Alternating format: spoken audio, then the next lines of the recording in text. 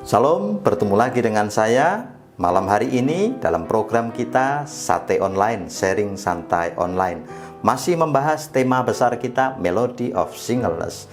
Setelah kita dalam pertemuan sebelumnya membicarakan tentang sendirian tanpa kesepian, maka malam hari ini kita akan bicara tentang topik mengampuni dia yang pernah melukaimu.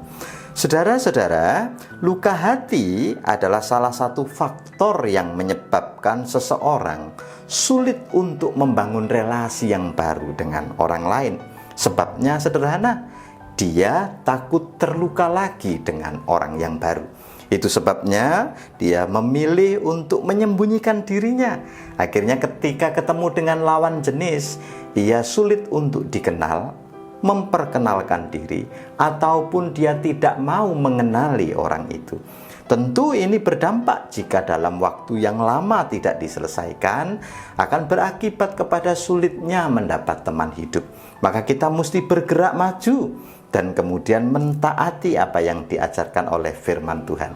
Malam hari ini saya tidak bicara tentang apa itu mengampuni, bagaimana mengampuni, tetapi saya hanya akan bicara tentang mengapa Tuhan menyuruh kita mengampuni. Ada 3 prinsip yang saya mau sampaikan. Prinsip yang pertama, to love is to be vulnerable. Mengasihi itu berarti memposisikan diri pada posisi yang rentan dihianati, rentan diingkari, rentan untuk saudara disakiti. Ini adalah pengalaman dan teladan Yesus ketika dia mencintai umatnya, mencintai saudara dan saya, maka dia menempatkan dirinya pada posisi untuk rawan ditolak, rawan disakiti, bahkan dia sendiri meneladankan. Karena cintanya itu dia mati di kayu salib.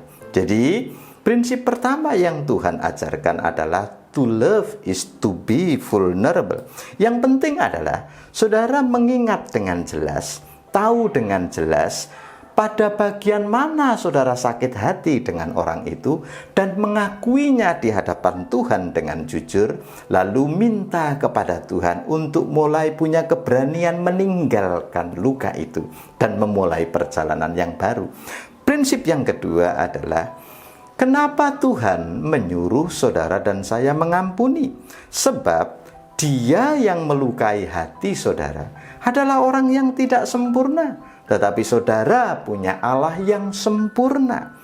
Saudara, suatu hari Yesus memberi perumpamaan di dalam Matius pasal yang ke-18 ayat 33 mengenai seorang raja yang bertemu dengan seorang hamba, di mana hamba tersebut punya hutang yang sangat besar, 10.000 talenta. 10.000 talenta adalah sebuah hutang yang tidak mungkin dibayar, terlalu banyak. Tidak mungkin seumur hidup dia menghasilkan uang sebesar itu untuk membayar hutangnya kepada raja.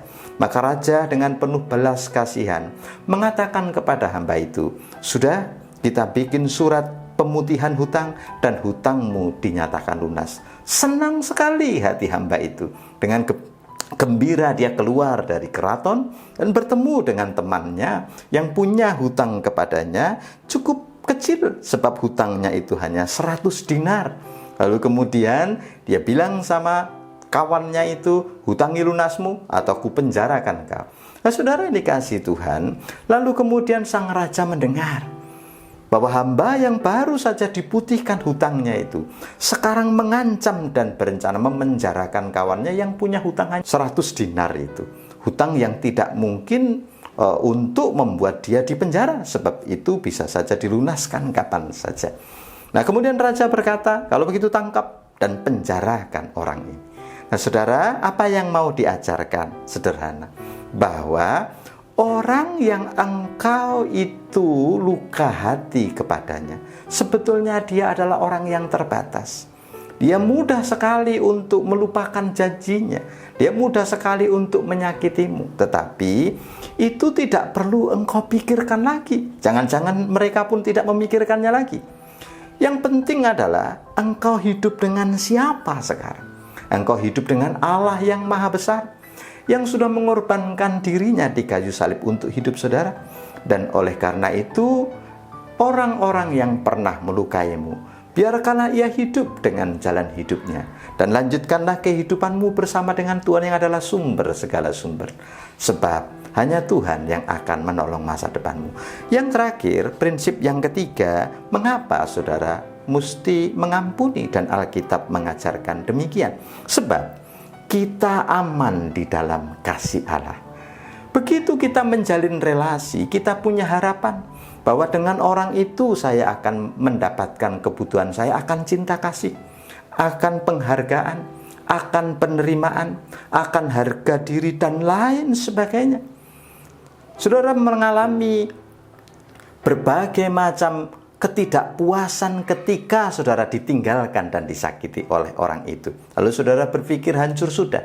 Sebab kalau tanpa dia saya tidak akan mungkin lagi terpenuhi kebutuhanku akan kasih sayang, penerimaan, dan lain sebagainya. Tapi saudara perlu tahu bahwa tidak mungkin manusia memenuhi kebutuhanmu itu. Sebab hanya Allah yang bisa memenuhi kebutuhan saudara. Dan di dalam kasih Allah itu, seluruh kebutuhan saudara terpenuhi. Maka engkau aman di dalam kasih Tuhan, sekalipun engkau pernah terluka. 3 hal ini kiranya menolong saudara untuk mengenal kebenaran. Dan kiranya kebenaran Allah memerdekakan kita. Salam.